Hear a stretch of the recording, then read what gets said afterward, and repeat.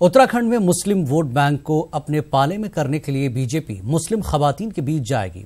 इसमें खास बात यह है कि बीजेपी की हिमायती मुस्लिम राष्ट्रीय मंच भी अहम किरदार अदा कर रही है।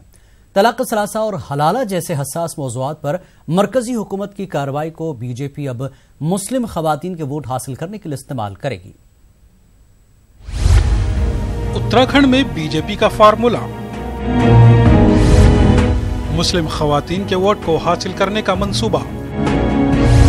तलाक सलासा पर मरकज की कार्रवाई पर मांगे जाएंगे वोट। उत्तराखंड की 5 लोकसभा सीटों पर 11 अप्रैल को वोट डाले जाएंगे।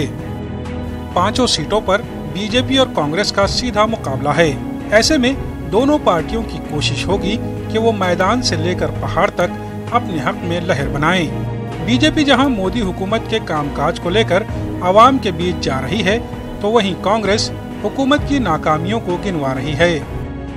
क्योंकि रियासत में मुसलमान दूसरी सबसे बड़ी आबादी हैं, ऐसे में मुस्लिम खवातीन में अपनी पकड़ मजबूत बनाने पर बीजेपी खास फोकस कर रही है और इसके लिए अक़लियती तबके की खवातीन के बीच मोदी हुकूमत के कामकाज गिनवाए जा रहे हैं, जिसमें तलाक सलासा पर मरकज के ऑर्डिनेंस पर खास जोर दिया जा रहा है।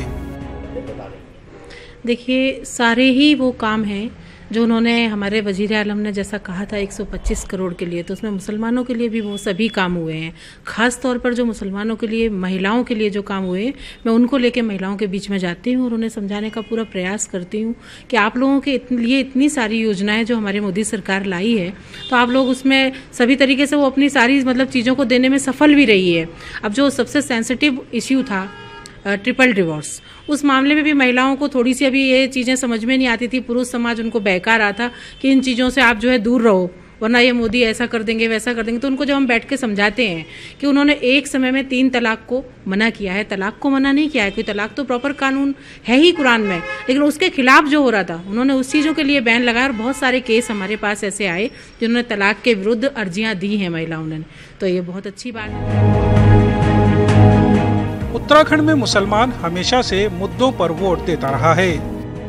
इसकी वजह है यूपी और दूसरी पड़ोसी रियासतों के मुकाबले पहाड़ी रियासत के अक़लियती तबके में तालीमी बेदारी कहीं ज्यादा है। लिहाजा ये कौम बेदार भी है और सियासी नजरिए की जानकार भी। लेकिन सियासी पार्टियों को लगता है कि ये बड़ा वोट बैंक इनकी ही झोली में गिरेगा। दूसरी बात यह है कि जो हमारे आपके जो मुस्लिम का रुख है वो 100% कांग्रेस की तरफ है, क्योंकि मुस्लिमों ने बहुत ज़्यादा अपनी परेशानियाँ देखी हैं, अपने बच्चों की परेशानियाँ देखी हैं। नागहानी उनको बंद कर दिया गया, उनके साथ परेशानियाँ उन्हें बंद कर दिया, उनकी कोई सुनने वाला नहीं है, कोई पुलिस नहीं सुन रही, कोई नहीं सुन रही।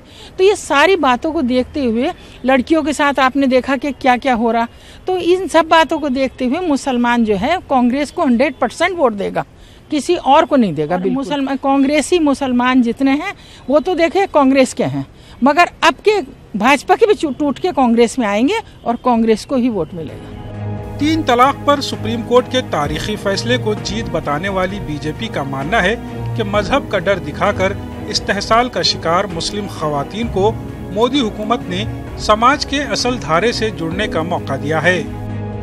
हालांकि मुस्लिम खवातीन और लड़कियों को खुद मुख्तार बनाने के लिए जब बात क्वालिटी ऑफ एजुकेशन और टेक्निकल प्रोफेशनल ट्रेनिंग की होती है, तो एक बार फिर अक़लियती तबके के मसाइल की कड़वी सच्चाई सामने आ जाती है।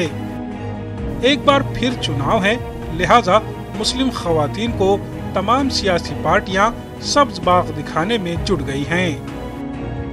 न्यूज़ 18 उर्दू के लिए देहरादून से आसिफ की रिपोर्ट।